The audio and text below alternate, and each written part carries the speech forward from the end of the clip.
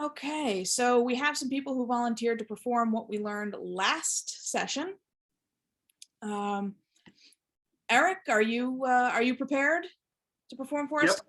Fantastic. I'm prepared. All right, and as always, while I've started the recording, if you decide later that you would prefer not to have it recorded, that's totally fine, and No, this is fine. so I'm going to. My pinned, it's showing that. Okay, I got it. There we go. Yeah, I just spotlighted you. Okay, take it away. Okay.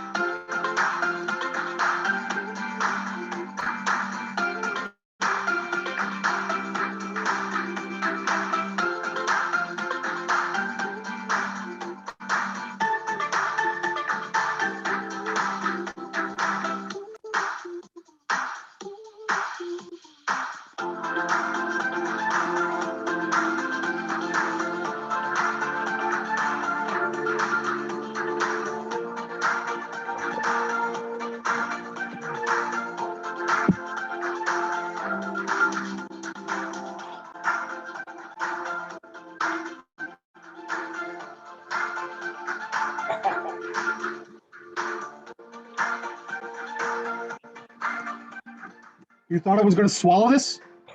Well, I'm afraid not. Get it? Afraid not. It's terrible.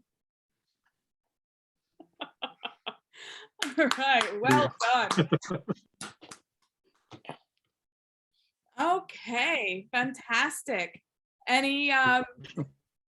Anybody have thoughts, questions, comments? Yes, John. Yeah, I thought it was great, Eric. You really did that knot very quickly. I'm very impressed because I have trouble making that. That was really good, and I like the music. That was a good idea. It was great. Yeah, absolutely. The great idea to add some music and add that different interests. That's I think you're the first person to do that and perform with a little music instead of a talking or a story. I liked the music, and the music kind of the vibe of the music matched the vibe of your shirt. I thought that was nice. Very nice. I just got this. Yes, very exciting. Very excellent. It's a lovely Yes. what is it? Pineapples? Pineapples and Polynesian and drinks, things like that. Like fun. Hawaiian. Yeah. I liked it. I wanted to know how the knot tasted. No, I mean, not like you should tell me how it tasted, but Yeah. I wanted a reaction to that. Like, was it delicious? Was it not delicious? Was it like what was going on there? Okay, that's a good idea. Yeah. I wanted to see your reaction a little bit to that. I wasn't sure.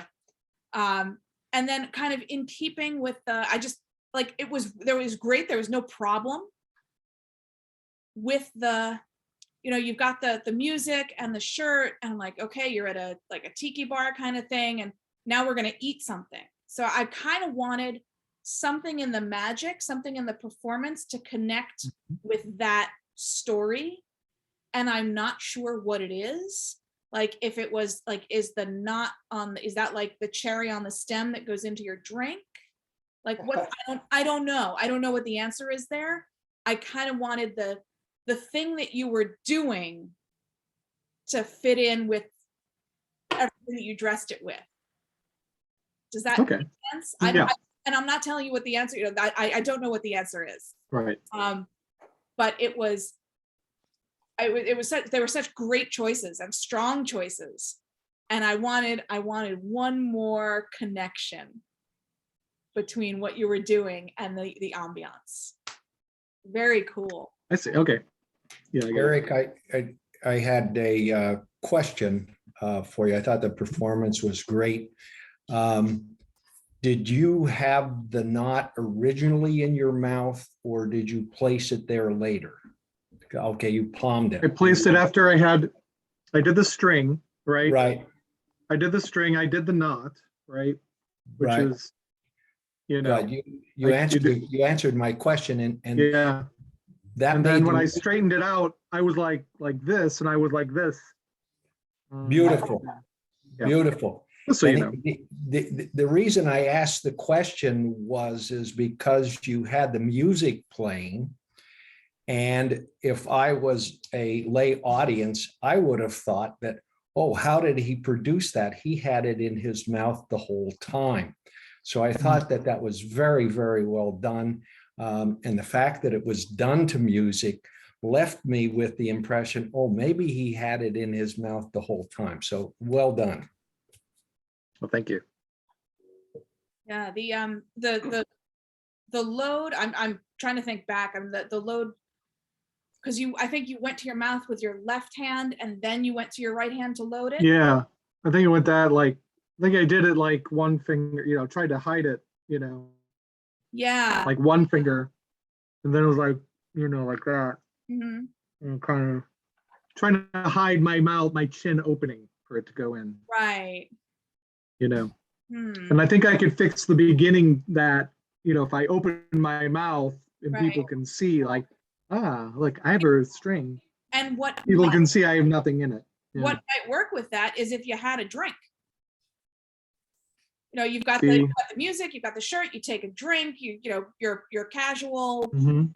casually demonstrate that there's nothing in your mouth. Yeah. And you do. And if I had like an empty plate, right? And then I'm looking for something to eat and I go, oh, I have this string. That could be. Oh, yeah, something like that. Yeah, that might be the answer to that, what you were saying. I don't know. Something like that. And then as you go up, and I would avoid doing one hand and then the other hand, because you've already done the reaction. And now clearly this hand is the business hand. I see. Okay. So yeah. Do your reaction with the business hand. Mhm. Do whatever it is, like, something's wrong. And Right. and then you're gonna go to grab it. And so you can do kind of, oh, you can't see me. Hang on. Spotlight. So you can do There you go. oh, something's wrong, and then come up and grab. Mhm. So it's your sort of the opening of the mouth to remove the knot, and the loading. It's simultaneous. Get it? So it's Yeah. it gives you a little less to hide, I think, maybe. Oh, good. Yeah, I'll practice with that. Thank you. Yeah, very cool. But I love where you're going. I love the theme and the idea, and I want to see more of your tiki bar magician. I want to see more of this idea. I love it. Thank you. Okay. Henry, are you here, Henry? I'm here.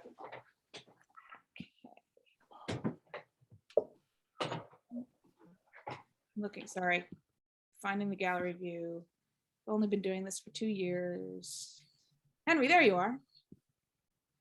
Oh, and Eric, may we keep your video on? Of course. Yeah. Okay. Thank you. Okay, Henry, you are spotlighted and you have the floor. Yes, this is the cut and restored rope, the second version now. Okay. I must tell you that, you're talking about music. I spent a couple of days trying to find some appropriate music that I could use, but I just couldn't find something appropriate for this cut and restored rope. So I'm gonna just go with the dialogue. But I'm gonna cut this rope in a random location, and I'm going to restore it in the most bizarre fashion that you have ever seen. So, first of all, I like to call on one of my former breakout partners to give me a hand on this. Evan or Paul Hill or one of the two Rons. Anybody there? Evan? Paul? Yes, I'm here. Paul? Yes. Oh, Paul, yeah, thank you. Please give me a hand on this. Yeah. As I pass the rope through my hand, okay, the length changes. So please yell out stop at any moment. And wherever you stop me, that's where I'll make the cut. Hey, stop. Okay. Okay, here we go. Okay, so now we have two pieces. Yeah, we cut it exactly, almost exactly in half. So actually I can show you two ways of restoring this rope. First of all, we use the standard square knot.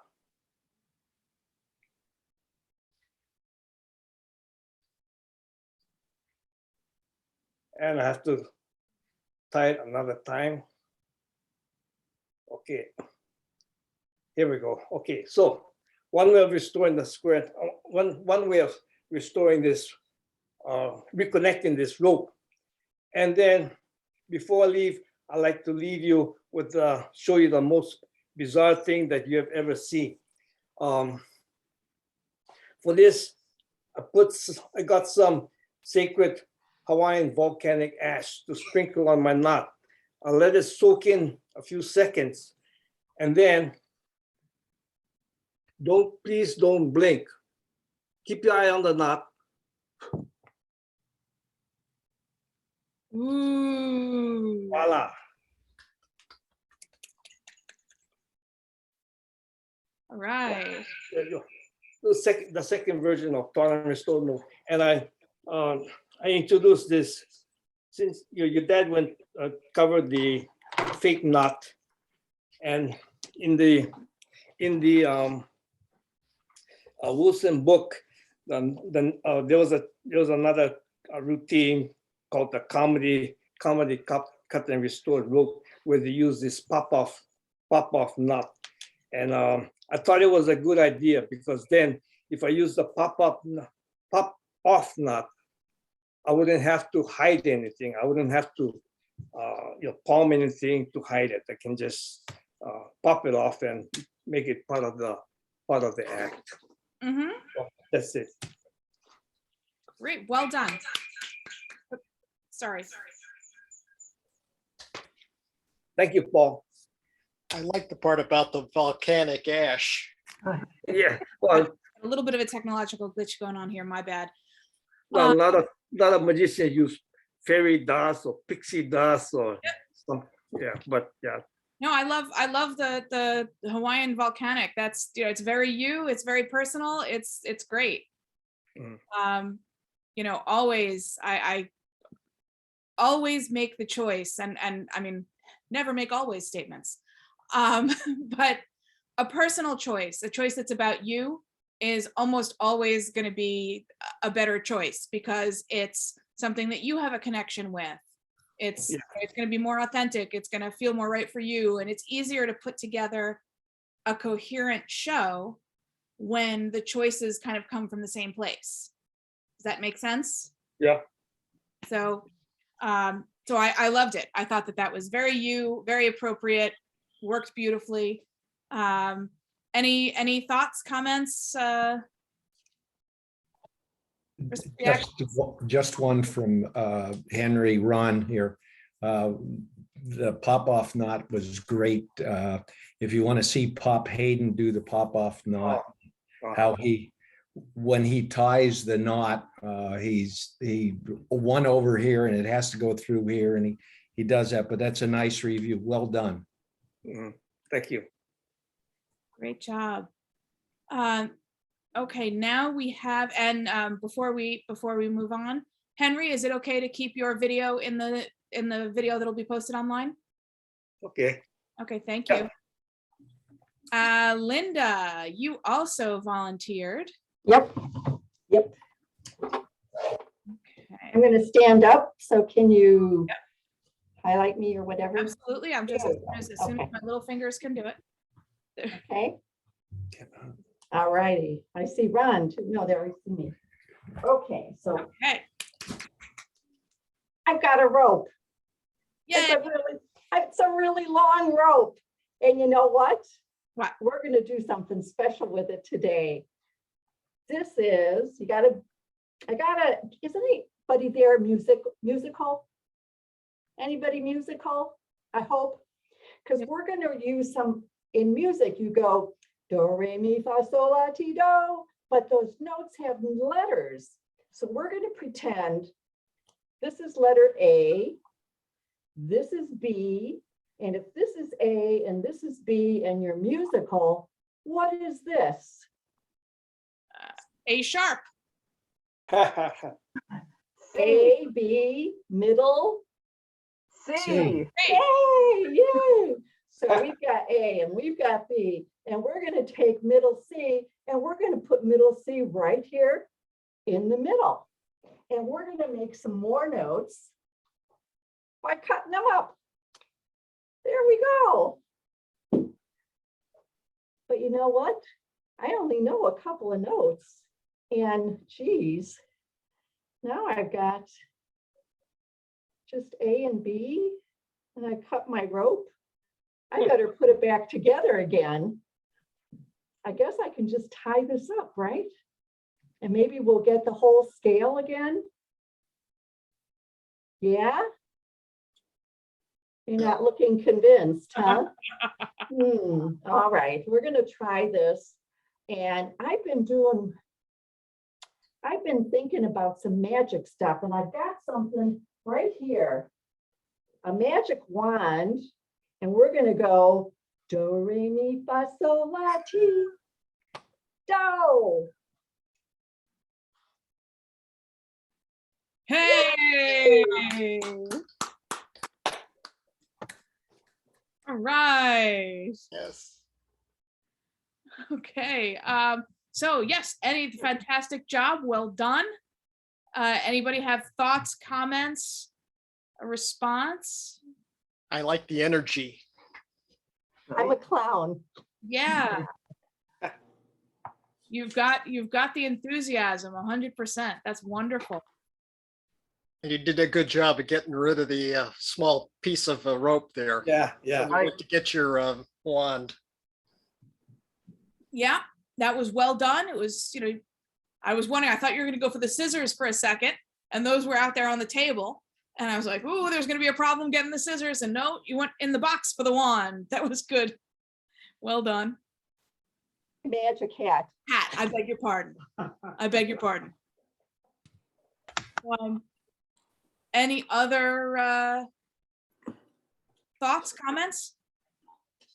Karen, you're leaning in. Do you have were you going to say something? No, a cute patter of the musical in the musical notes. That was cute. Yeah.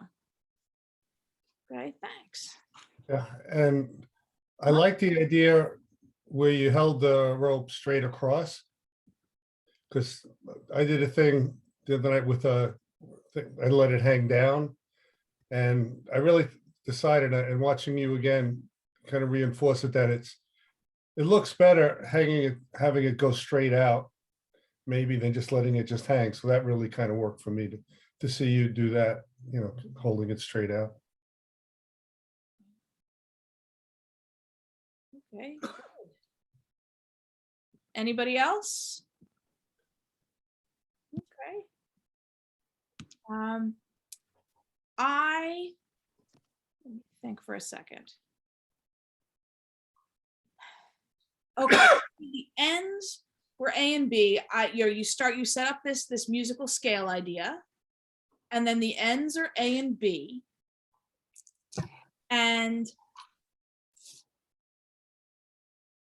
I was wondering, I don't know. I feel like there's a really interesting idea there. There's something very cool there. I'm not sure it's quite, I didn't quite make sense to me. I had a little bit of a hard time. Maybe it's an explanation thing. Maybe the rope would be the whole scale, and you cut the scale in half and then repair the whole scale. But if one end is A and one end is B, then I don't know. I wasn't quite getting the analogy that you were making. Does that make sense? What about if you could do, if, you know, could put like multiple fake knots on it for the other notes? That could be interesting. So I like the middle C and then coming up in the middle. That was very clever. Yeah, I like that too. And I got a little hung up on between A and B, which is why I was like A sharp, which now that I think about it is not a thing.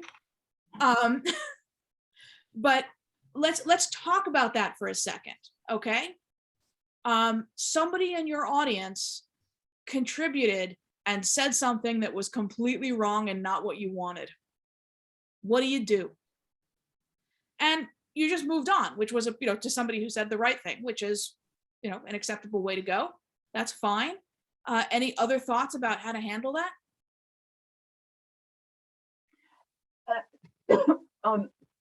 I think it's important not to make the person feel put off at all, because that will squelch further input. As a teacher, I often say you're in the ballpark, whether they are or not. But it's sort of a way of saying you could be close and but not quite there. But I think that's encouraging. It's not discouraging or dissing the person. Yeah, that's a good point. I've got a book by Aldo Colombini, and it's a book that it's saying what happens when your magic goes bad. It is really funny. He's got some great lines, and it's a small booklet. When I went to one of the conventions many years ago in Reno, he was there. And actually I got to help him perform one of his magic tricks before he passed away. Do you have a suggestion for this situation for Linda or for all of us? I'd have to look at his book. All right, well, but it's a good point that there are lots of resources out there, and the more we read and the more we talk to people, the more we learn. So we can all learn from the experiences of others. I mean, one of them just comes to mind. He goes, well, it wasn't, I mean, your trick went fine, but when his trick very seldom would go wrong, he goes, well, you get what you pay for, you know what I mean? So he's got some funny lines. Yeah, okay. Which is good if you're not paying a lot. Yeah, that's a fair point. I think part of it is, good. I'm sorry, no, go right ahead. I'm just gonna find you to spotlight you. Okay. I think part of it is because we have a routine in our head, we want it to go a certain way. But when the person gives, never, like, Karen said, don't make the person wrong. Whatever answer you get is right. And when they said, A sharp, you could have just went right. Oh yeah, well, you know what? I've got my sharp scissors and I'm going to cut it right here. And then you could say, oh, but I don't hear anything. Perfect. Right? Wow, and that's a great. I don't hear anything. Perfect. And then you put it back together and now you've got your A and your C and your song again. Always make them right. Because it's not like you need an answer from them that's correct. Yeah. So whatever they give you, it's like, how can you play with it? Yeah, that's great. Oh, that's very cool. Yeah, I love it. And okay, so I have a completely perhaps an impractical idea, but just because I was inspired earlier by the music, that if this is your music, then when you cut it, the music stops, and then you tie it together, and the music starts again, but it's kind of wonky. And then when you get the knot off, the music is back. Impractical, but not so easy to execute. But it just it seems it's something that I thought of. Okay, fantastic. Any other comments? I mean, well done, well executed. Those are some enormous scissors. I was admiring your scissors. Love the energy, the enthusiasm. You are happy to be there, and you want us to be happy to be there, and that made me happy.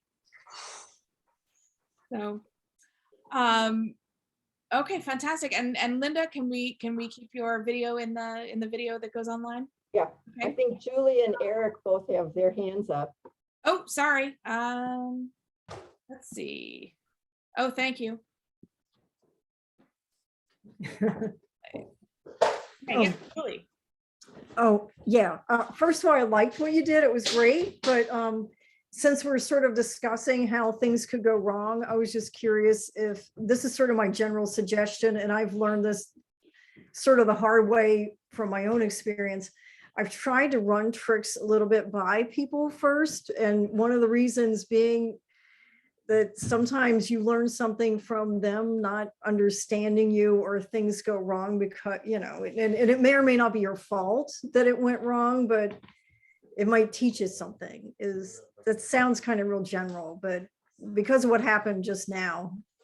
You're absolutely right. I mean, that's part of the process. You don't just learn a trick and practice it in front of the mirror and then go do the gig. You show it to people first, and you kind of hone your communication that way. And does this work? And does that work? And if I give you this instruction, because man, in magic, instructions are so important.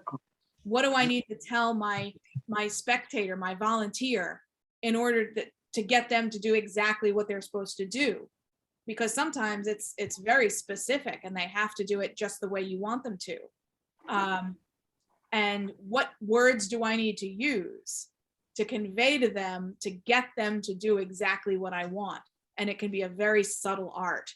But yes, and practice is part of that. And no matter how long you've been performing, there can still be a spectator who does something unexpected, who can say something or do something that just, you know what, I've never seen that before, was not expecting that. And the audience will recognize this is live theater. They're not watching Netflix. This is, this is live, and stuff can happen. And the audience loves it when they see you roll with something unexpected. That is a powerful thing for the audience, because it makes them feel like they are getting a show that's just for them. This is an experience that they are sharing with you. And that is a powerful thing. And in fact, a lot of magicians will cultivate that moment and get an audience member to do something that they will then react to, like the audience member didn't do it right, or did, said it, or it was unexpected, in order to cultivate that reaction from the audience. And because that is a powerful thing that makes the audience feel like, wow, this is just for me. I'm here in a special moment. So it's, absolutely, you want to practice, you want to figure out how to get the audience member to do what you want. And then you got to know when to break the rule. Thank you, Julie. Good point. And who else had a comment? Owen had his hand up. Well, he had his digital hand up. I see Eric also has a physical hand up, and we'll get to you next. Yeah, it's funny that you were talking about that. When I went to see Sean Farquhar a couple of weeks ago, I went with my friend and their spouse, and before the show, he asked, well, the ushers asked, okay, which of you is responsible? And my friend's spouse said me immediately before either of us could say anything. And so they gave him an envelope, and he was supposed to, they told him, okay, just sit on this for the rest of the show. And he does. At the very end, Sean comes up and says, okay, now, one of you has an envelope? Who has an envelope? And my friend raised his hand. Great. Oh yeah, and they told my friend at the beginning, guard it with your life.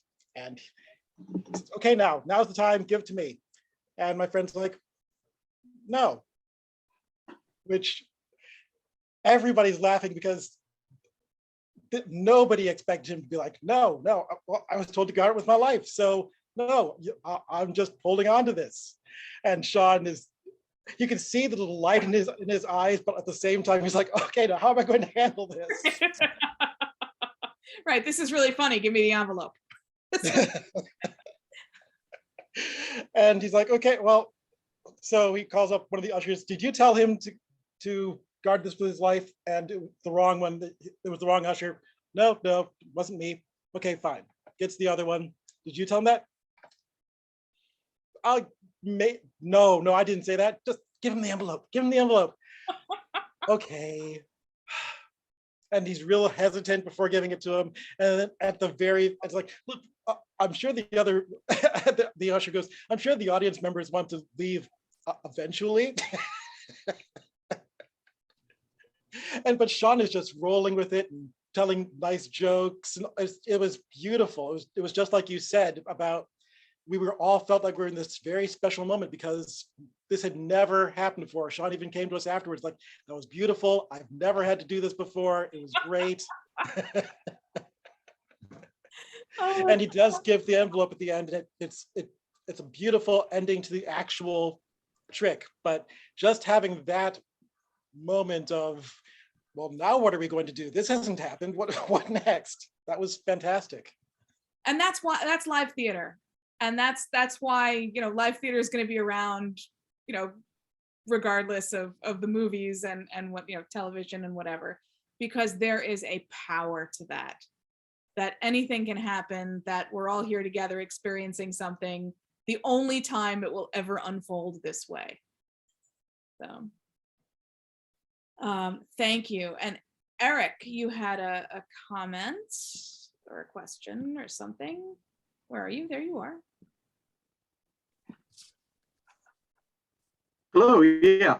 I love this act. And I think there's so much more you could do with it. I get about 1,000 ideas just came to my head from one clown to another here. So John's wonderful idea about you saying, oh, well, this was sharp. And then you take the scissors. These are sharp too. And you just cut it. I think was great. Add on to that, then, to really show you've got the musical scales, right? Then you've got your thing in here. You go, first you're like, do, re, mi, fa, sol, la, ti, do. But now you're like, do, re, mi, fa, sol. Oh, no, it doesn't sound right. Well, what if I move it, what if I move it this way? And you move the thing, you go, do, re, mi, fa, sol, la. Oh, no, that doesn't work. What about this way? And do, re, mi, fa, sol. Oh, no. And then, or you could do whatever you want to do, or just get rid of it, and we'll get rid of that. And then look, then you have it. Or some variant of that. There's so much you could do with that. I love that. Love it. Love it. That's great. Yeah. I love it. That's fantastic. Teamwork. Teamwork. And that's part of it too. We show each other stuff and we bounce ideas off of each other. And Magic is just such a wonderful community because we do that. That's great. Eric, fantastic. Great ideas. I love it. Anybody else? Any other comments, questions before we move on to the program of the day?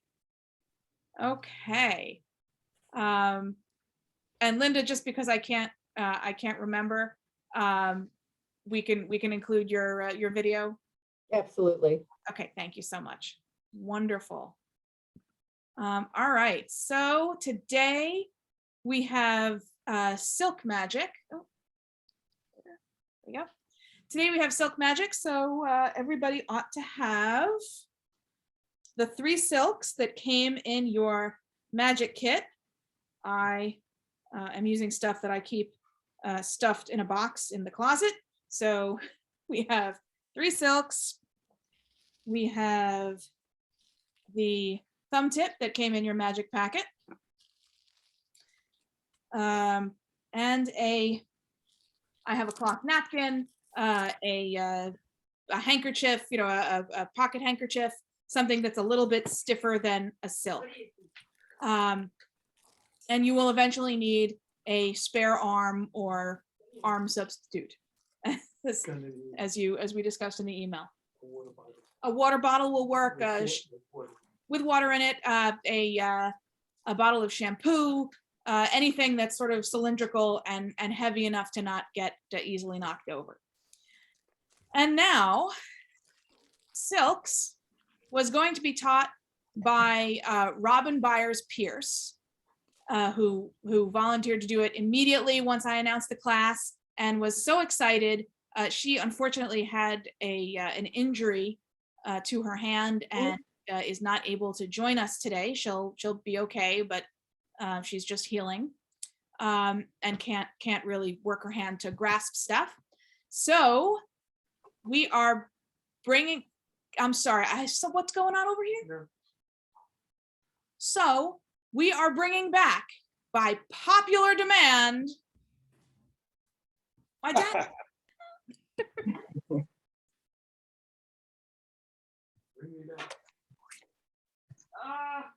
Hang on, technology problem. Trying to bring him back. Okay. Can I turn on his camera here? Can't turn on his camera. Let's start video. There we go. Excuse me 1 second.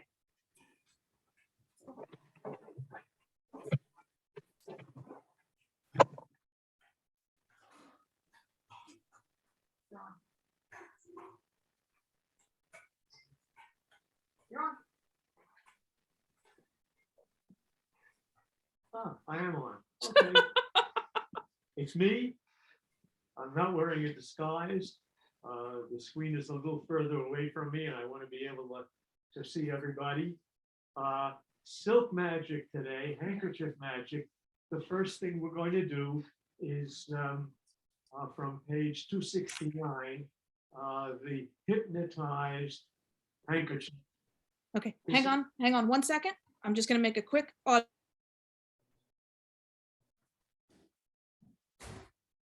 Okay, go ahead. Oh, did they? Okay. The hypnotized handkerchief. Something you can carry with you. It's something that's impromptu. I have a rather large one here, but I'll use it.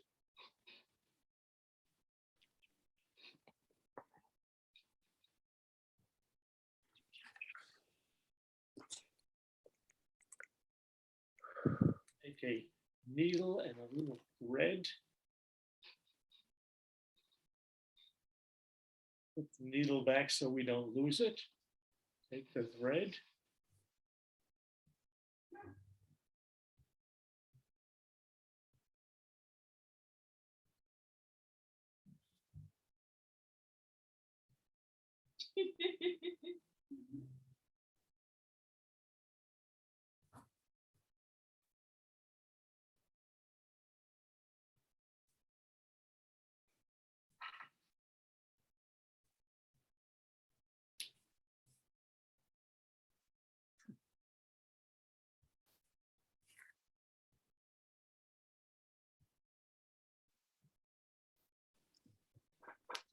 A hypnotized handkerchief.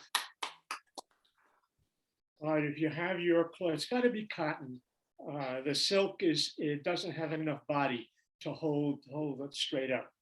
Okay, if you remember, I'm going to talk about your dominant hand, which is if you're right-handed, you're right-handed, and if it's your left-handed, your dominant hand is your left.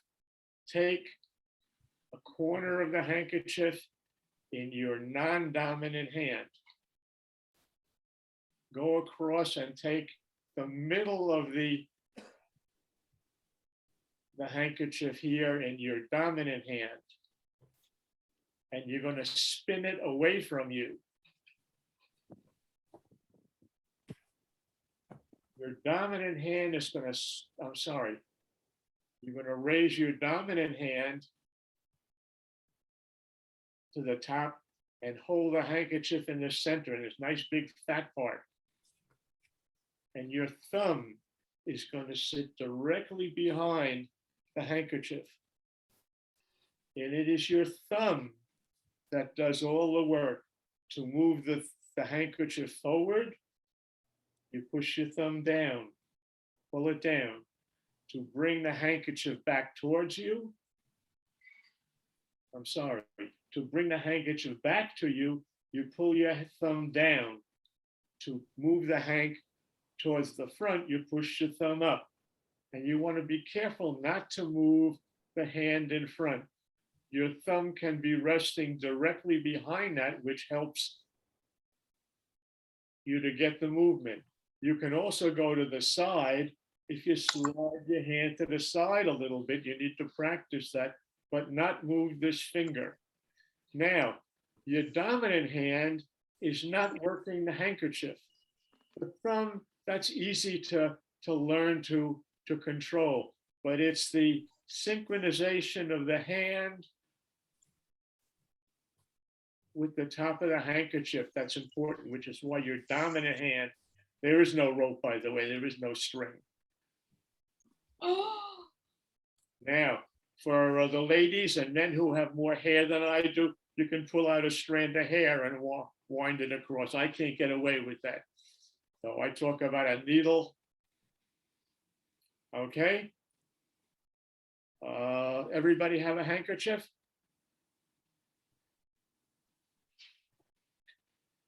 Now, you're not going to spin the two ends together. And the reason is that you want a lot of handkerchief in here in the center. That gives the bulk here to help move the top. So when you are going to fold it, your dominant hand goes to about the middle of this line and it folds down in front of you. And then you swing the handkerchief in front, slide your non-dominant hand up. Your dominant hand is holding the top of the handkerchief, and this is what you're going to work with. All right, forget about the right hand for a moment. Just let's work on the movement of the handkerchief. Push the handkerchief forward by pushing your thumb up the handkerchief. Doesn't have to go much. You're just going to push a little bit of the handkerchief, and you're really rolling your thumb against your index finger and bring it back. To come back, pull your thumb down just a little bit. Doesn't have to be much. You're just going to pull the material down. To go to the side, you have to slide your thumb to the side, and it helps a little bit if you turn your hand. But you don't want to get this kind of motion. You want to keep the hand pretty much straight.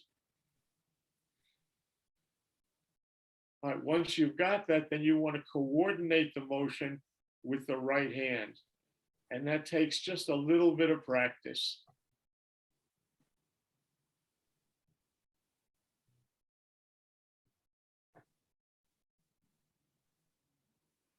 Now, you can squash the top of the handkerchief down flat at the end.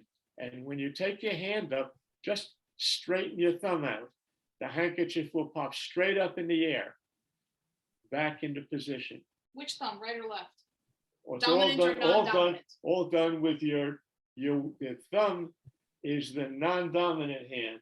The dominant hand is the one that has to coordinate this. That's much harder to coordinate the action. I'm doing it all in the wrong hand. You find it's much harder with the left hand. It's not as coordinated. That this is to get them to move just right. You want to use your dominant hand up here. This is the one time that your dominant hand isn't doing the secret move. Curiously, now that I'm doing it in my non-dominant hand, I am finding controlling the movement of the handkerchief to be significantly easier with my non-dominant hand. I'm not sure why that is, but wow, that's really interesting. I found that too. Huh. Go figure. Okay, any questions? Anybody have any comments? Is it working for everybody? Working for everybody, yes. Good. Good, I'm seeing thumbs up. Yep, okay, cool. Okay, we're gonna move on. Okay, before we move on, can we have a volunteer to demo this next session? Who's gonna perform it? Am I gonna have to volunteer somebody? Let's see.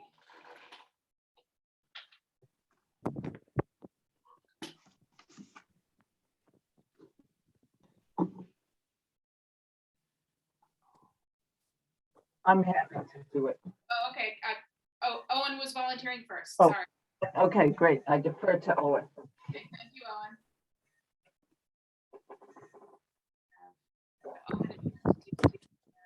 What do are we calling it? What is this called?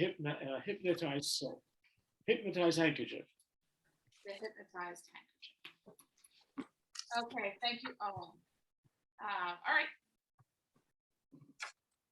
Back to you. By the way, let me just say to you that I was very impressed with the magic that you did today. Not only the manipulation, but your creative routines, just outstanding. Okay, we're now going to do the silk through wrist. And we need a silk. Here we are. And we'll do the production of the silk later. I'll do that with you.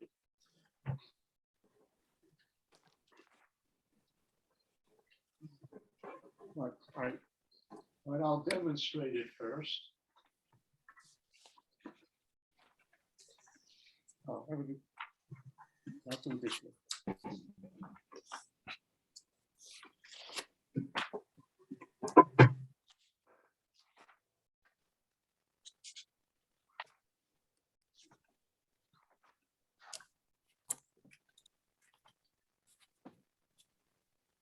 Right around the wrist.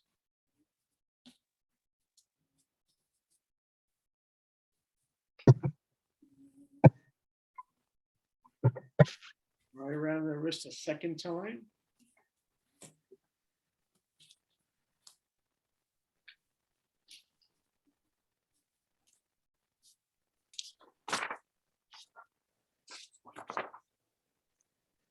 There's still a knot in the handkerchief.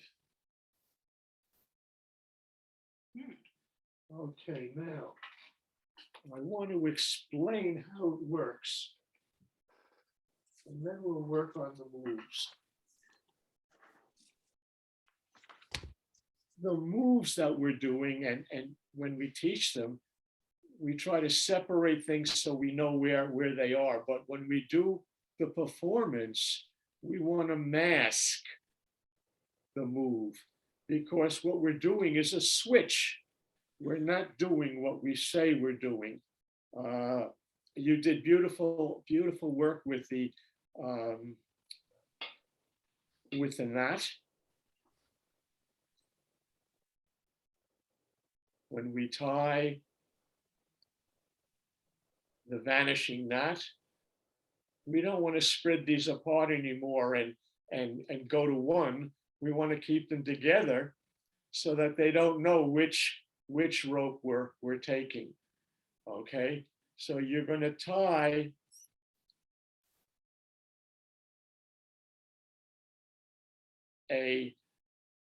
it's not a knot, or it's a slip knot, and that's one of the things that happens. That is going to take something small.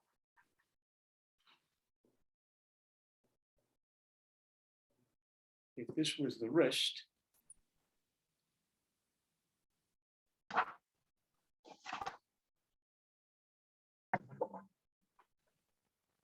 now, of course, at this point, if I were doing this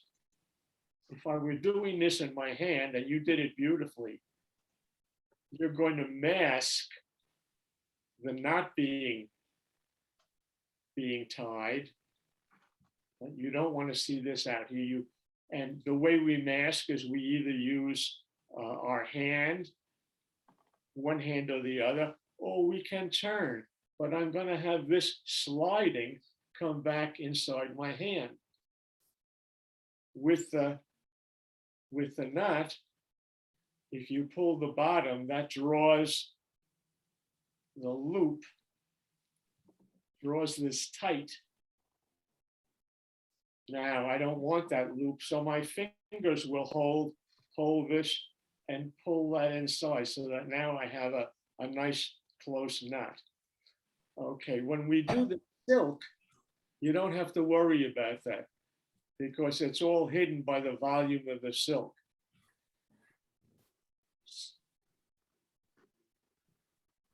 Just be sure, with the silk, there's a lot of fabric. and your fingers tend to move with the fabric. So be very sure that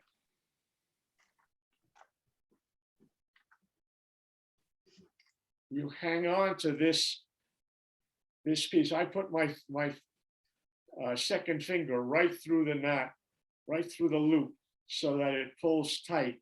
It won't be seen with a silk. Can you show me the knot a little bit? Where are you grabbing? Where's your index finger grabbing? Not your index, your ring finger.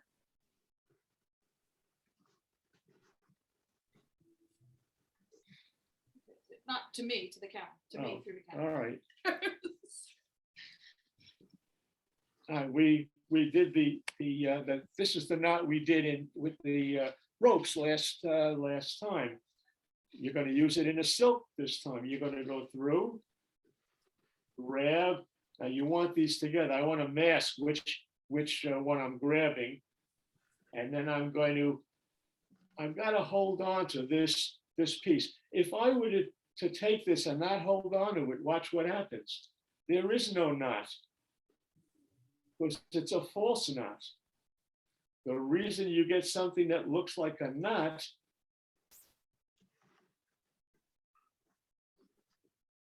is because you hold this piece right here between your second and third finger.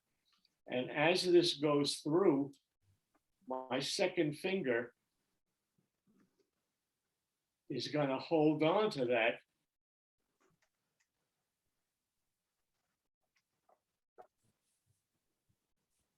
Right there. Because that's what's going to form. It's not a knot, it's really a bind. Okay, and that's why it comes apart. Okay, but two things happen. You tie the false knot, and again, let me do it this way, because I want you to understand this.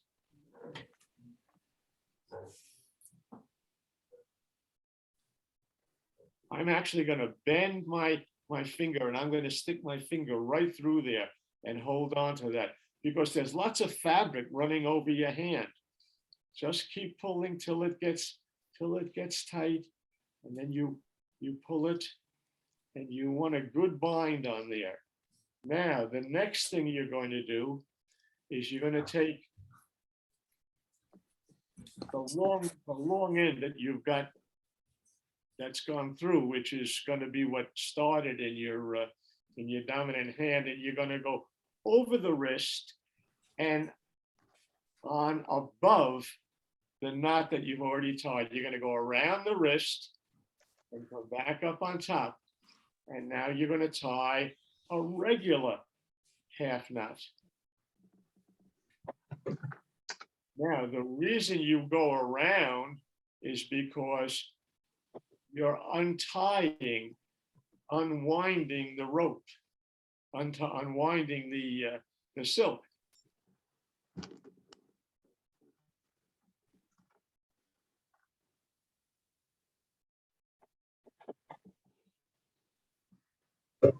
This piece of silk goes around and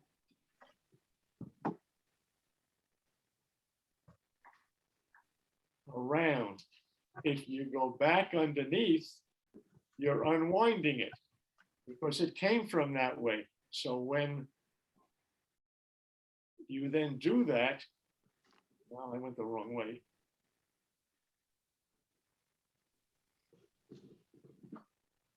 You're doing two things. You're getting a bind, you're tying your knot, and now you're going back. I'm sorry, that you're going. Would it be easier to use You're my going arm? over the top and coming around underneath again. Because this rope, you're going around. This rope went that way to start with.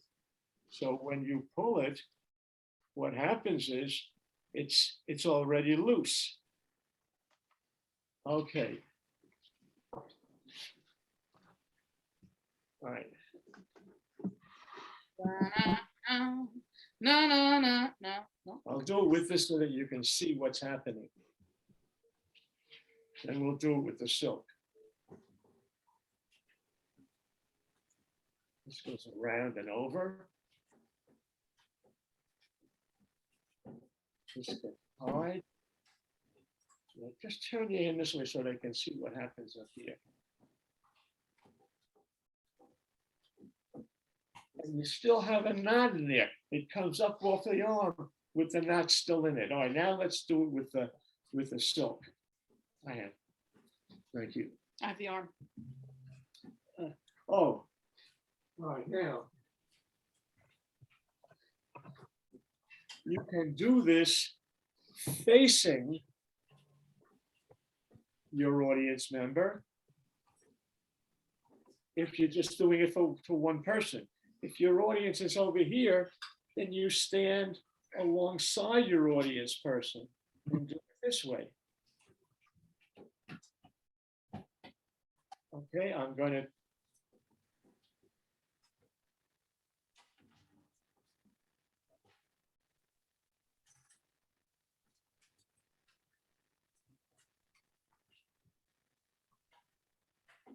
Okay, he's got the knot. Yes. That slip knot. There's the slip knot. I Excuse me. must go on this side above the knot that I have there.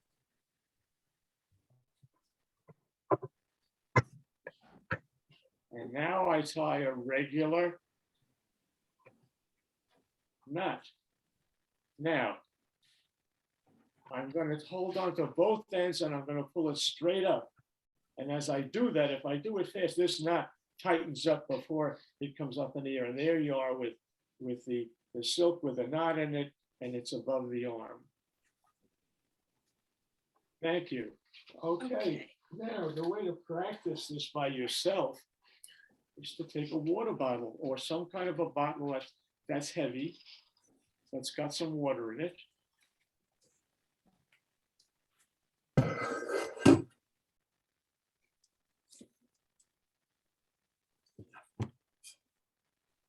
We're going to tie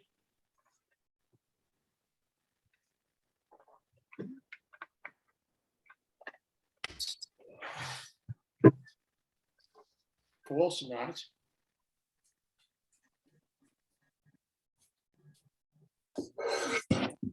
Line these up. That helps to give you. Oh, I'm just going to put this on. Okay. Oh, that worked. It's absolutely amazing. When it comes off, you'll surprise yourself.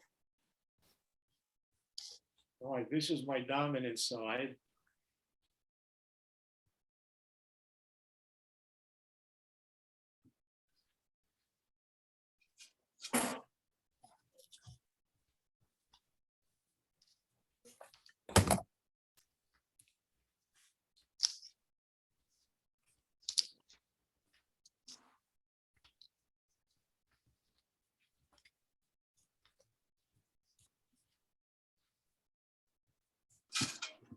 Get a good grip with that finger to hold that piece. Okay, here I am.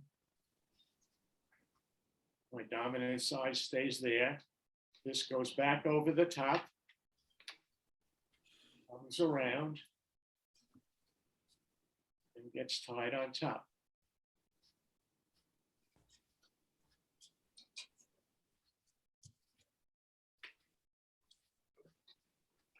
Oops. It's okay. And it's when you release it on your own, you almost have to hold the bottle. When you release it on a person, you pull it up and separate your hands and you get a beautiful knot right in the center. Okay, how's that going? Linda, how are you doing with that? All right, anybody? I'm struggling. I don't know which one I'm dominant with.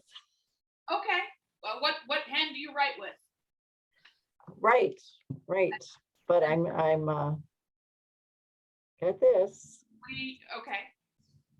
And it's making the slip knot because I'm having a hard time seeing where the fingers are doing that. I'm gonna, can I scoot in with you for a second? 'Cause you've got Sure.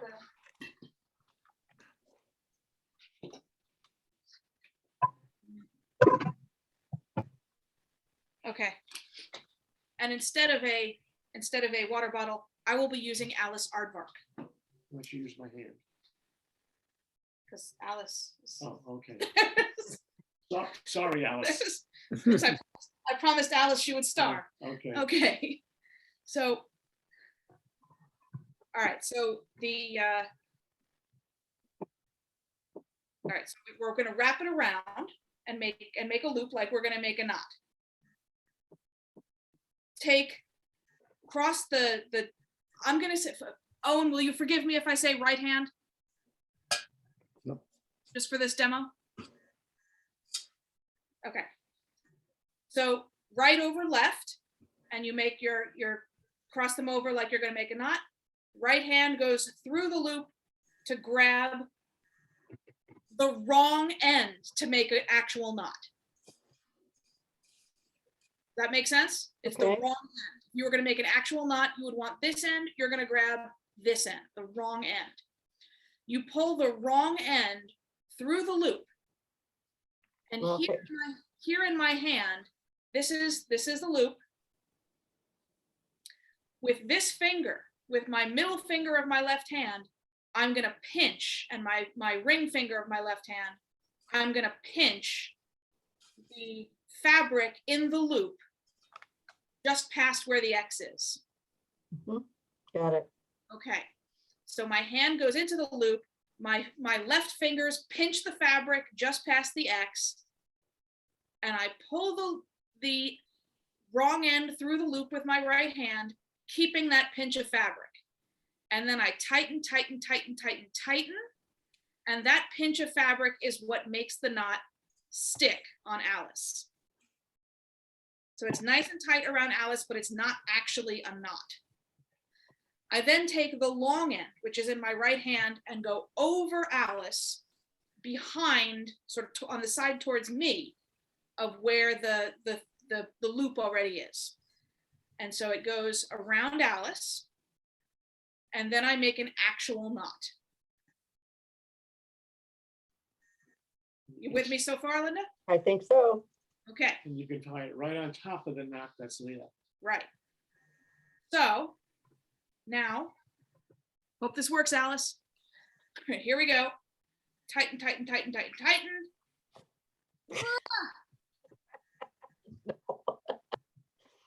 And Alice survives to aardvark another day. Thank you. Okay, is that helpful? Linda, would you like to try it now? Should we do it I together? think I need to figure out my A's, B's, and middle C's. Okay. Okay, anybody else? I get So- flushed there. Do you mind showing it again, Sarah? Sure. Okay. All right. So we've got the silk around Alice. Less like we're gonna make a regular knot, we cross over. We reach into the loop to grab the wrong end with the hand that's holding the crossover clip with two fingers just past where the X is. All right, thank you for pointing that out. Got that? Okay. Pull the wrong end through, tighten, tighten, tighten. And now you've got Alice, or your arm or your water bottle, wrapped in a loop that's a slip knot. Wrong end goes across, over and across, around, and now you've got two ends. Make a little knot, regular knot, and now we tighten. Thank you for adjusting, Alice. And then we tighten, tighten, tighten, tighten, tighten, go, go, go, go, go, go, go. Strength of your convictions. You're holding too tight. Thank you very much. And it looks like it pops right through.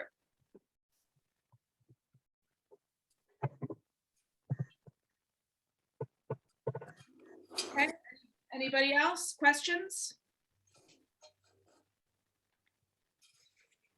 If you're, I can't, just unmute. I can't see you if you're waving right now, so. Okay, no questions? Okay.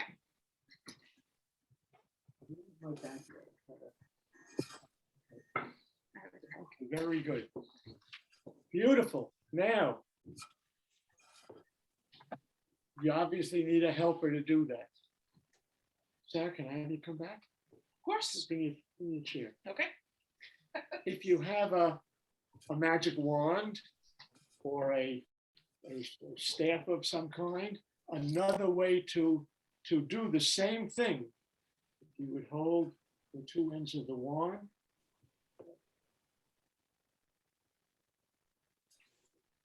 All right, let me hold that. Don't forget to wind this up. It will help you in terms of It's much easier to work with. knowing where you are.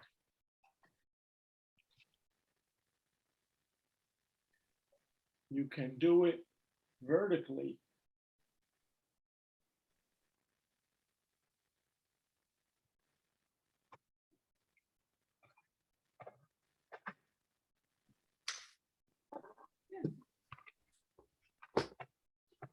Loop around, and then the actual knot.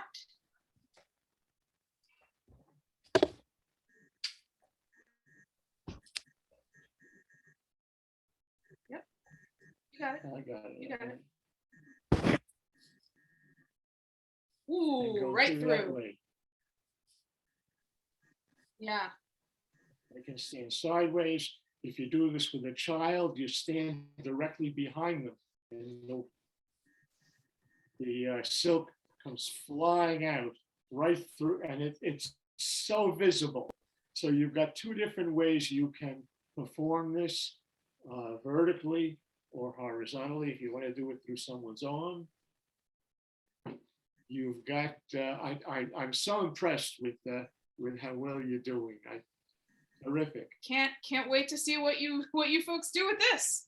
Okay. All right. Any more questions? Everybody comfortable with it? Wonderful. Okay, and can I have a volunteer who would like to perform this one next session? This could be it could be done as an escape. It could be done as a penetration. Frame it in a bunch of different ways. Let's see. Ronald Zimmer, you have not yet volunteered to perform anything. Ron, can you hear me?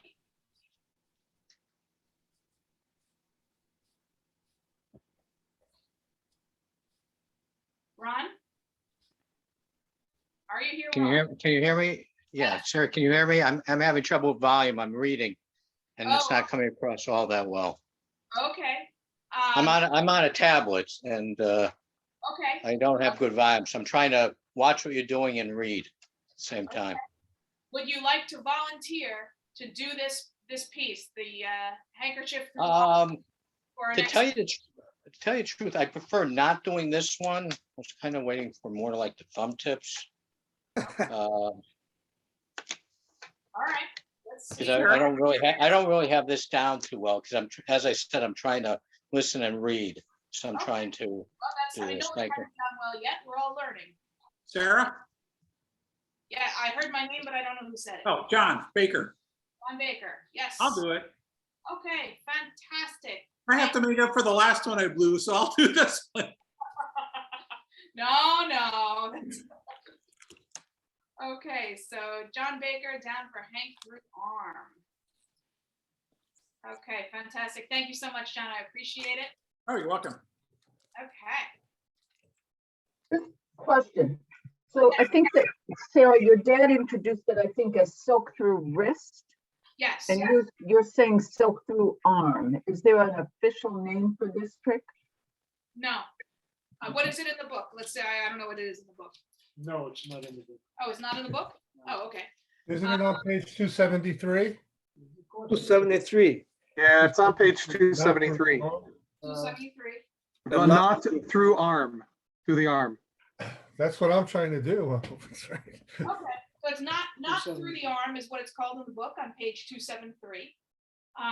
But it, it could be, you could do it through the wrist, you could do it through a back, you could do it through, Amy the aardvark. You could do it through whatever you like. So the name is less important than the understanding. So not through arm. Thank you. Okay, take it away. So, Okay, thumb tip.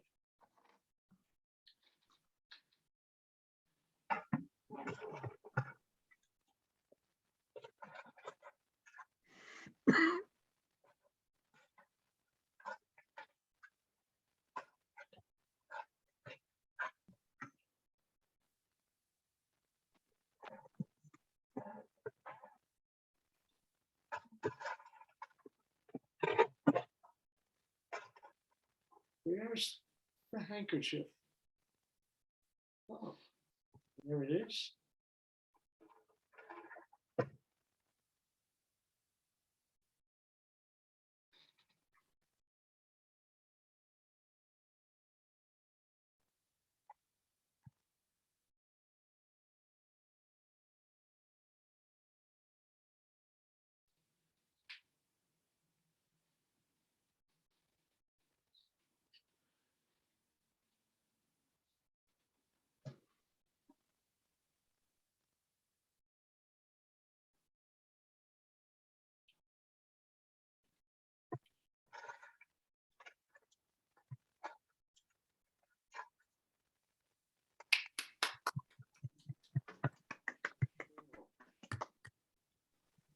A lot of people know about the thumb tip.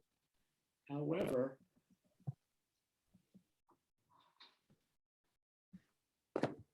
this is not the way to show your hand. People who have any knowledge of a thumb tip know that if you do this, you're using a thumb tip. Now, I start out with the thumb tip on my finger, but I clip the handkerchief with my first and second finger and just hold it against the thumb so that the thumb isn't visible. I'll run it through this hand, which shows that the hand is empty.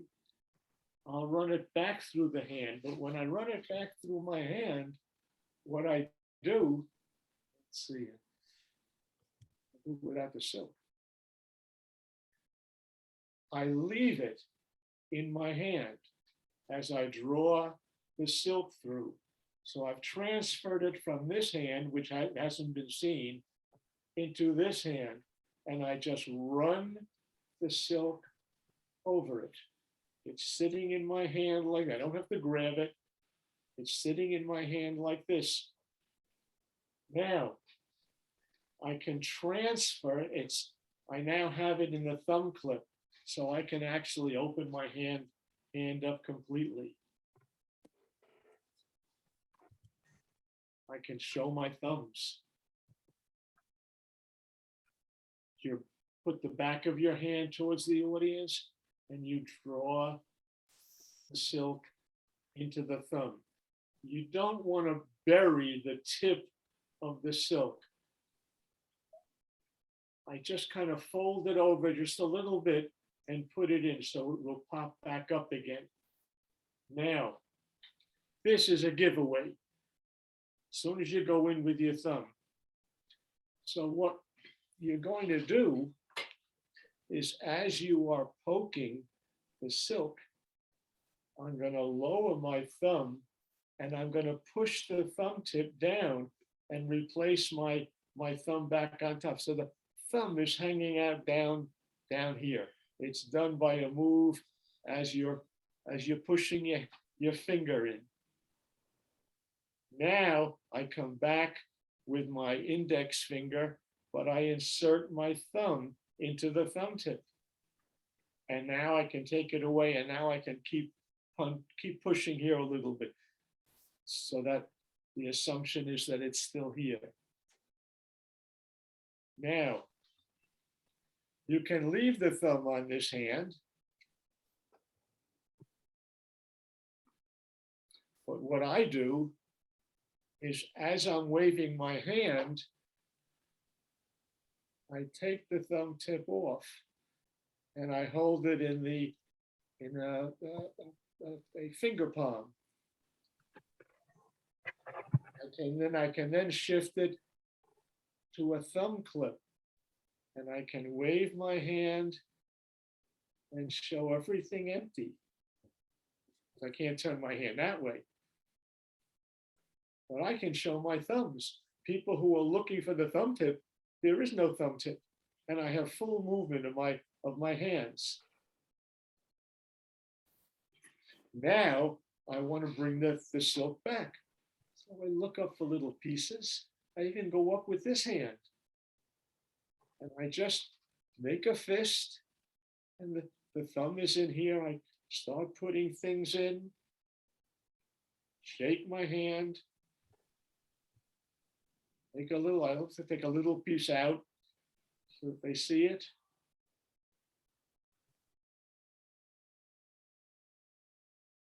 Now at this point, while I bring the handkerchief, the silk out here, I can slip my thumb back into the thumb tip and take the silk in this hand. And again, I hold the silk between my index and second finger, and I can show my palms, and everything is clean. Any questions?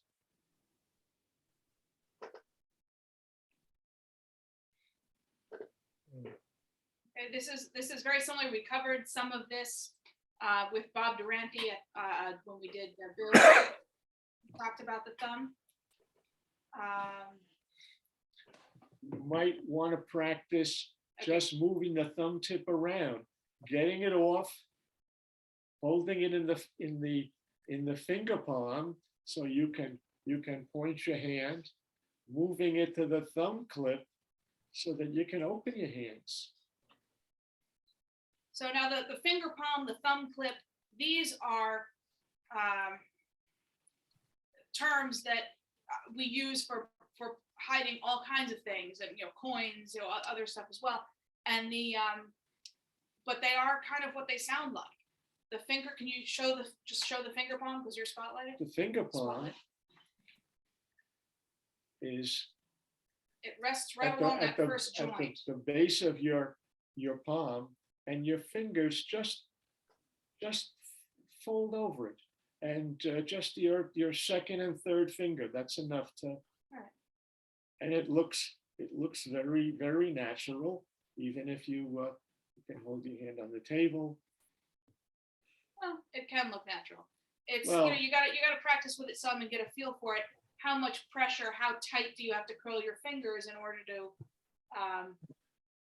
keep it where it's supposed to be? And how relaxed can you be to allow your hands to look empty?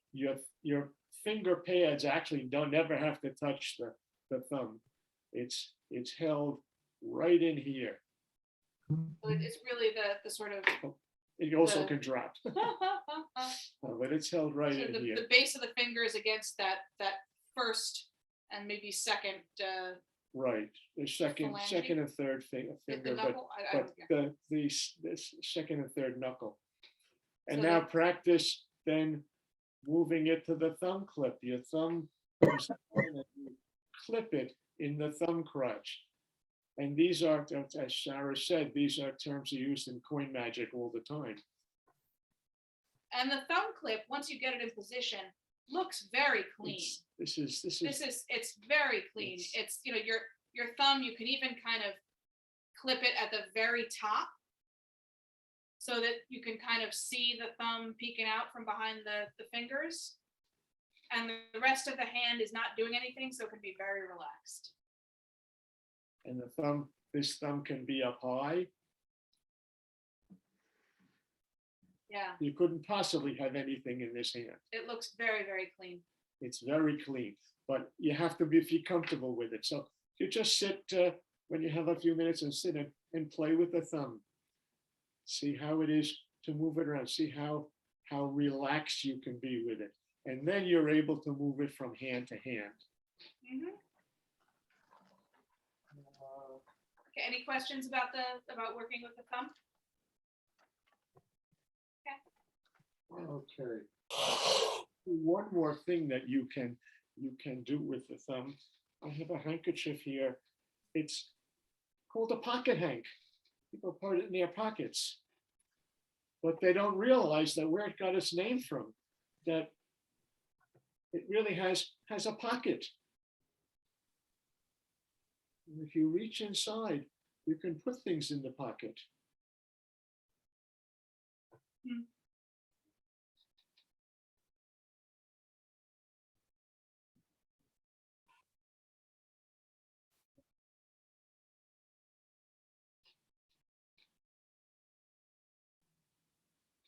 Just make a little pocket like that and put the silk inside.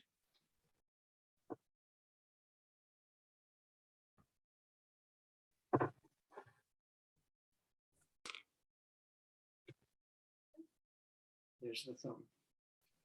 The thumb tip, it's your pocket is made.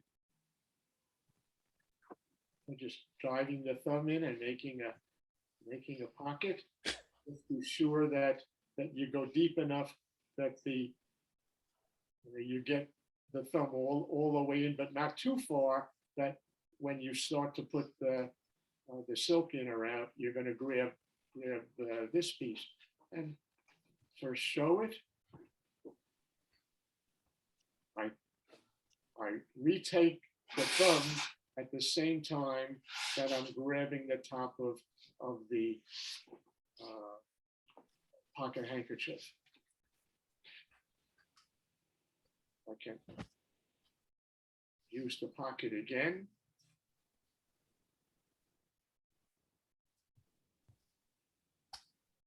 All I'm doing is putting the silk in. Now, in this case, I have to put my thumb in, but I'm not going to put it in this way. I'm going to go around and cover it with my fingers and just draw it out as I show the pocket handkerchief. Yeah, so it isn't the thumb diving into the pocket, into the silk. It's the hand, the finger is going to grab the silk that's lying over your other hand, and the thumb happens to go into the pocket and grab the thumb tip while you're grabbing the silk. So it's a good mislead. Good. Underneath the handkerchief, your hand is like this, so that you've got a space. You create the pocket by holding your hand this way. In terms of technique, it's pretty much the same as the one we just did, just with a handkerchief in between your hand, just over the handkerchief. Exactly. It's just something else to do with a thumb. That's a little different. It's not just the thumb disappearing. It's disappearing in something else. And the fact of adding the extra fabric, it's something else extra to work with, and I think it makes it a little more deceptive. Gives you a little bit of cover, a little bit of something else to look at. Okay, so Ron. Yeah, I'm good. Put me down. Excellent, thank you. Is there a page number for that particular effect? And what is it called? It's not in the book. The book does not cover use of the thumb tip. Okay. So it's bonus extra. Okay. Thank you.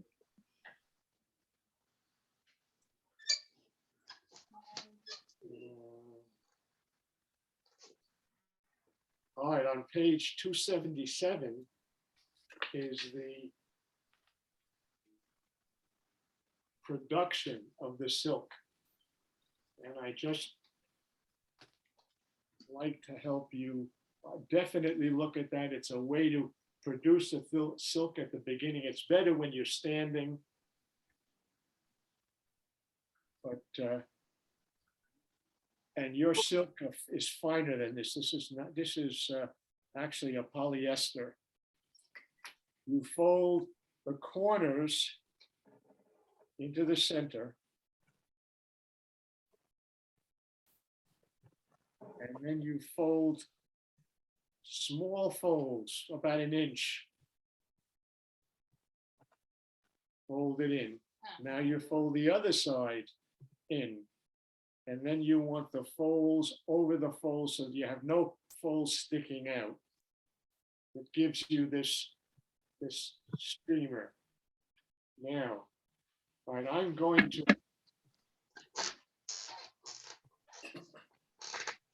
hold this between my knees because otherwise it starts to open up.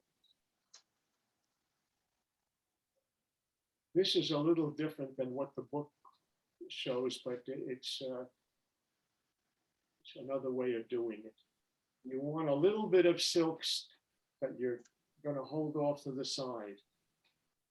And now you fold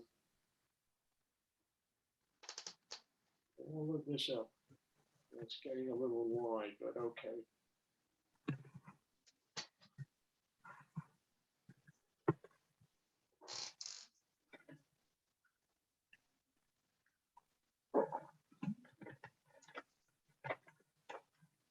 This is sloppy, but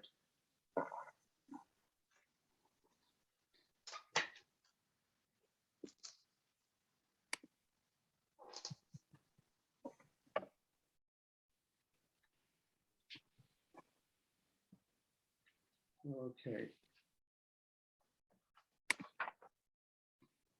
So you make a round cylinder with your silk.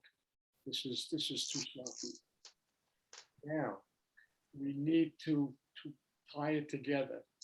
There were two ways to do this. The book says take this loose end that you have one piece sticking out, tie this loose end and stick it in the bottom. Take something that's not sharp, poke it in, and this will hold. Now, I find that if the silk, if you don't get a real tight ball, I can't hold this in my hand and hide it. So what I do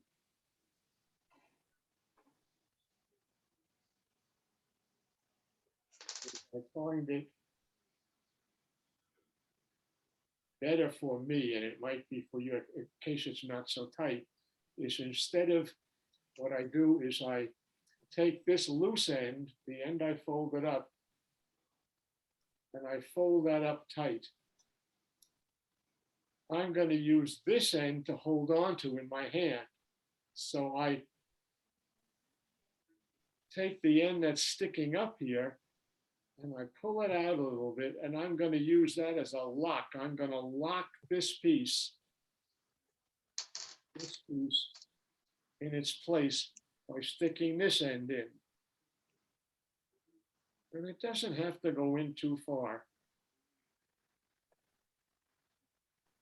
Because I find even if it's a sloppy fold, I can still hide that in my hand because I have the wide part going this way. To release it, you're going to flick your hand forward just a little bit and down. Clipping the end in your hand. And I'm holding the little end between my thumb and first finger. And it opens up beautifully. And when you do that, you take it to the side and run it through your hand. And it's a beautiful production. And now you've got your silk to do your silk through arm or anything else you're going to do with a silk. It's in the book. And I think you'll have a good time with it. Also, don't miss, I'm not going to demonstrate it, but don't miss broken and restored match. Or I would do broken and restored toothpick on page 285. Something you can carry with you. It is dynamite. And I am going to show you Egg from Nowhere because I love it. Yay.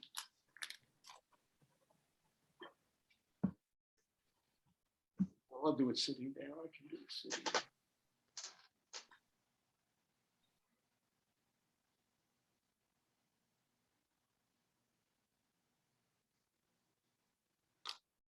I'm going to make a little chicken nest right here.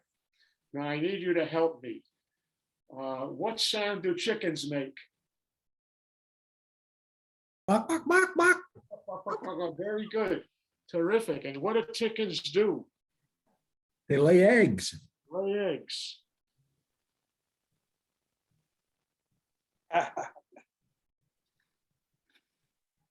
Very good.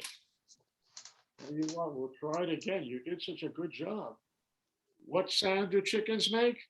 Bark, bark, bark, bark, bark, bark. Oh, very good. Look what we got. Another egg. One more. Did somebody say that's not a real egg? I thought I heard that. Well, you're not a real chicken. Oh, okay, one more.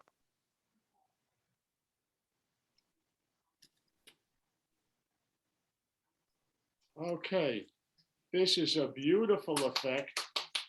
Yeah.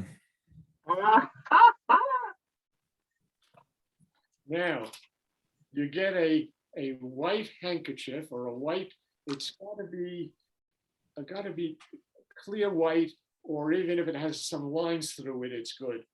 And you get a styrofoam ball. You get a clear thread, or even white. I use white, and you thread it through a needle, tie several knots in the bottom of the thread. Put the needle. You're gonna need a needle that's bigger than the ball, and these are 1-inch balls. Put it through, pull it out, but stop so that the knot ends up in the center of the ball. And that's all that's holding this. Take the thread. You need to measure so that the ball sits in the center of the handkerchief. That way you can pick it up.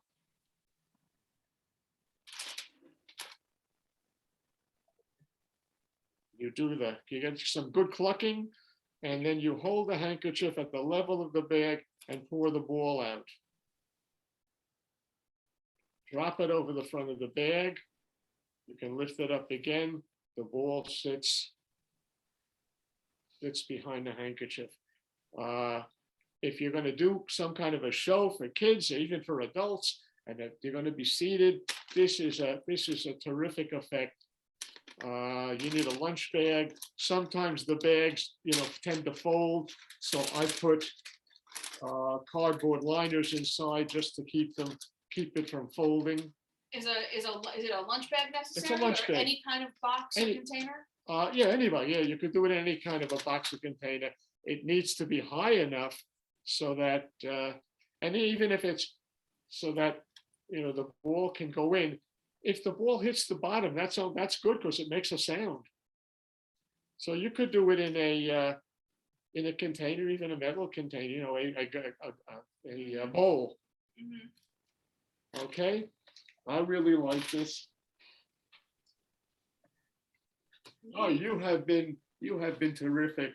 I am so impressed. We have some questions. Julie? Yeah, you may not know the answer to this, and maybe it's going to take my own experimentation because that looks like a lot of fun. I have a lot of eggs because I've got actual chickens, and I'm wondering whether, and it's hard to do this, by the way. I've done it only once or twice. Like, do you know about egg blowing?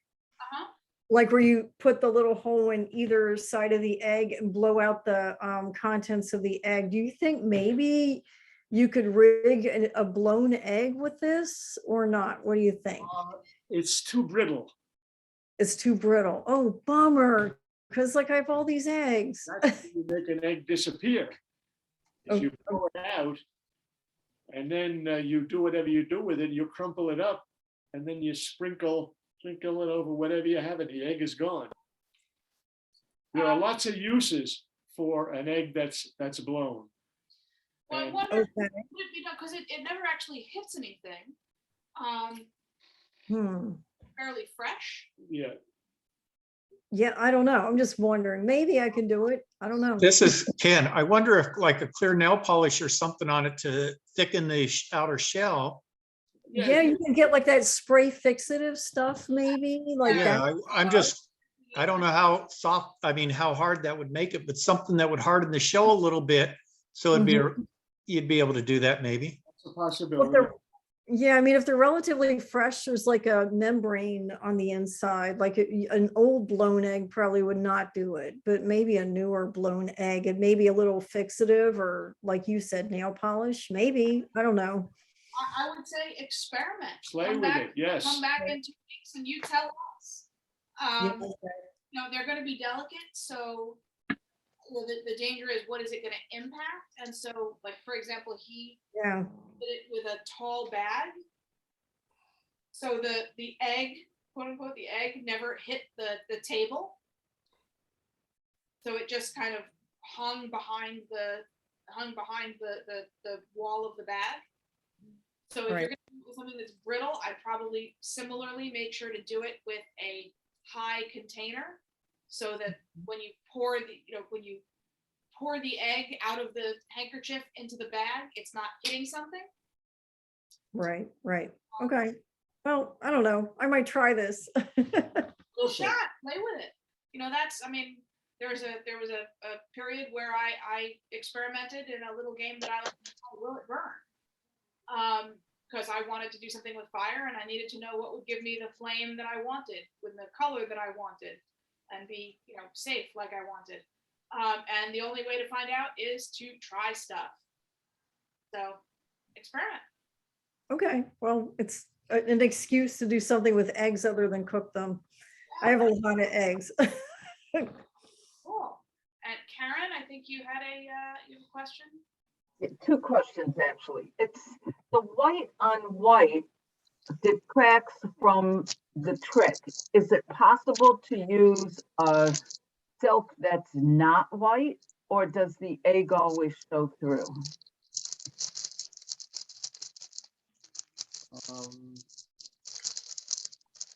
Well, the thread is attached to the white egg. So if you use Got it. Yep. a handkerchief, you'd have to use a colored thread, but it has to be it's got to be the same. They all have to be the same color to mask the thread. The thread, right. But boy, if you could do another color, I mean, that would make the egg show up so much more. Here's the other question. Can you turn the bag around and show us how you grab each time the egg out of the bag?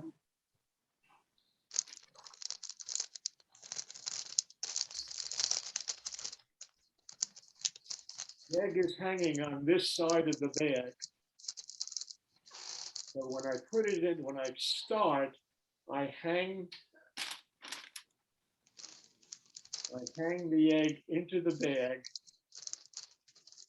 and I always have to lift this side. When I take it out of the bag to start, I can grab it in the center because the ball will stay behind the bag. I can hold it apart like this, separate.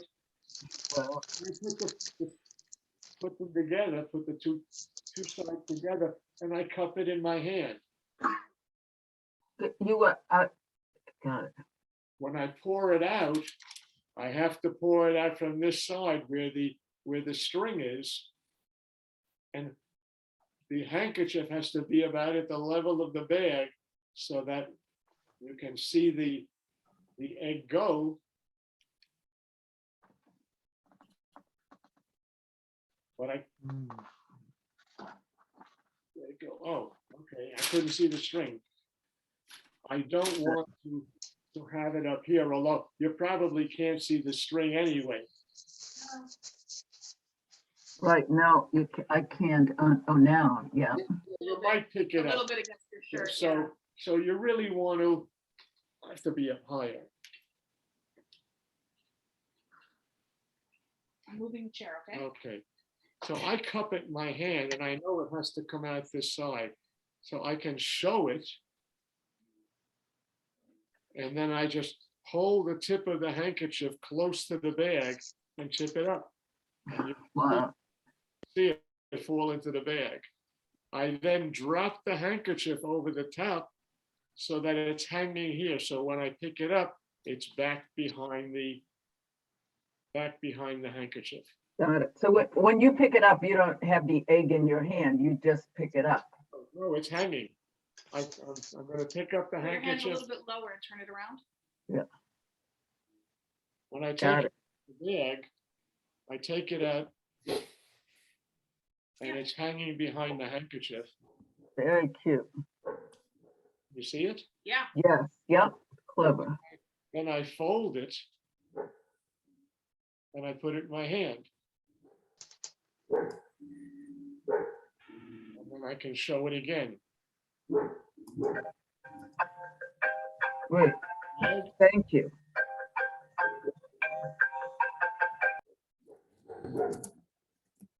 I like to take it out with one hand so it doesn't look like I'm doing anything.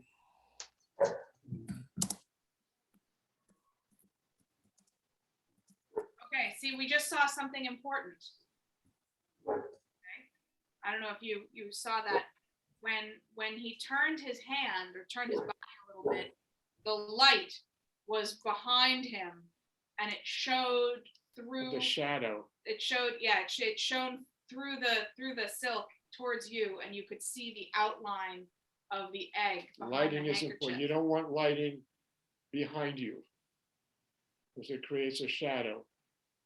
One of the ways there is light to avoid that is to hold the silk out away from the, no, you can see it now, see it? Oh, because that's in front. Hold. You're flashing, you're flashing. Thank you, yeah, all right. Fine. I'm gonna hold the silk away from the ball a little bit. Now, light behind it, it won't show. But I like to hold it, close. So you want to watch your lighting with this. That's important. Very good. Thank you. Sure. You can show it freely. Drop it in the bag. This is worth making. And it's not expensive and it's not hard. In the book, they suggest drilling a hole in a wooden ball, and much too difficult. Okay, Paul, you want to take a crack at this for next session? I won't be here. I should be on a cruise ship in the middle of the Mediterranean Ocean. I forgive you, Paul. Wonderful. That sounds great. Let's see, who would like to volunteer? I would do this. Okay, Karen, thank you.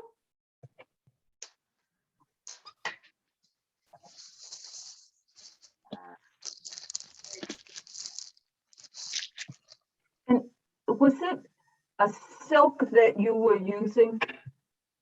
Or was it something stronger than a silk? He was using a handkerchief, and like a cotton handkerchief. You want something that's going to be a little opaque.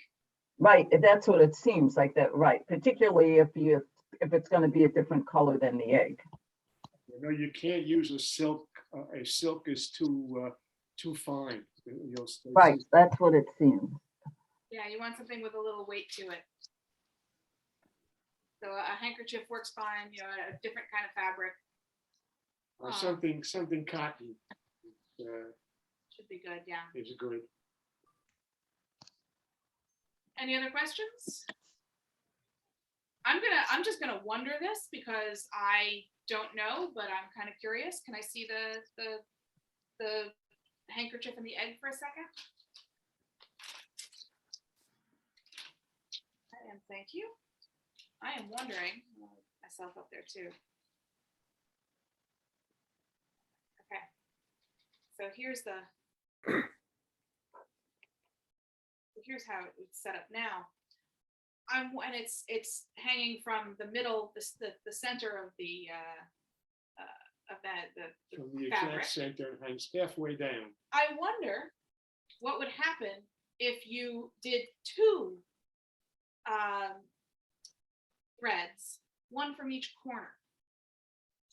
Because sometimes it's a little more deceptive. You know, people see something and they look above it, but not always to the side. It might be a little more deceptive if it was two threads going to the corners. Now it might, I don't know, it might, depending on how heavy the fabric and how light your egg, it might show that there's weight on the corners when you're Right, right. but it might also be more deceptive because there's nothing directly above the egg. Just an idea. I think the problem with that is Yeah. that then you have two threads, two strings, Right, two threads coming down. that's true. That, So yeah, there's more to see, but it's not necessarily where you'd expect to see it. I don't know what the answer is there. Something to play with. that's a good point. Okay, any other questions, comments? Yes, Henry. Oh, yes, Professor, I was just wondering how you conclude this act, because, you know, in the end, the audience thinks that the bag is full of eggs. How do you conclude your act? Once you've done the trick, how do you end it? You pour an infinite number of eggs out of the handkerchief. Yeah, so the audience thinks you have a bag full of eggs. Yeah, good point. Good question. I get rid of the handkerchief and I say, you've been so good, I'm going to give you the eggs. And I can either wave my hand, I can either show they're empty because I saw them come in, or I toss them out at the audience. And the bag is empty. Of course, these were magic eggs. Oh, okay. So you then you make them disappear. You have a vanish, right? You fill the bag Oh, with eggs. Thank you, Eggs Henry. disappear. Good. The Wilson books suggest one way is to have have confetti in the bag. So as you toss your empty bag, seemingly full of eggs, the confetti will fly out at them. Yeah. Absolutely, you can do that. I would be careful depending on where you are performing it and how much you enjoy sweeping up. My wife wouldn't let me do that. What page was that on? Say again? What page was that on? What page? Oh. That's page 286. Thank you. 286, thank you. Thank you. And if you're performing it in the house of somebody that you really don't like, Yeah, then Glitter. go for it. glitter never goes away. Thank you. Good But question. thank you for reminding me to have a finish. Any other questions, comments? Okay, so we will see you in 2 weeks. We have, what do we have scheduled? Impromptu magic. So we'll use, and I'll send you the list ahead of time because there is a little bit of a list of items you'll need. You'll need some rubber bands. You'll need some paper napkins. You'll need one of the items from your course pack. It's the hot rod. It's a little clear rod with some colored gemstones in it. And you'll need we're going to do it's generally salt shaker through the table, but you can do it with a glass. A pill bottle is about the right size. Anything sort of in that small area that's not breakable, along with a fabric napkin or something like the paper napkins will work for that as well. Anyway, I'll send you the full list. Any other questions? If anybody is interested, let me find a link to register here somewhere. But I'd just like to take the opportunity to thank the moderator, Sarah, for allowing me to come back and you are a wonderful group. It was great. Always good to see you. A lot of material, yeah. Lots of- And thank the moderator for being a great moderator, besides having you come back. Thank you so much. I appreciate Thank that. you. In the link, in the chat, I am unable to put anything. Oh, there it is. I put it in twice. That is a link to register for, it's the magic convention that I was talking about. It's not a whole day. I think they're doing just an hour's program with a lot of different performers. And then there are some magic dealers that are gonna demo some stuff. So if you just kind of want to see what they do and get a feel for that in a low impact, low commitment kind of way, you are welcome. I will be performing with my partner Bamber, just a short piece, and you are welcome to register and see what else they do. That's Monty. Yeah, tomorrow at 3 p.m. Oh, tomorrow? Oh, great. Yeah. All right. Anything else before we close out and call it a day? All right. Thank you so much, everybody. And I will look forward to seeing you in 2 weeks. If you have questions before then, I know you know how to find me. Thank you, Professor. All right. Take Hey, care. thanks a lot, Professor. Thank you. Thank you, everyone. Professor and Yeah. Sarah. Bye. Thanks.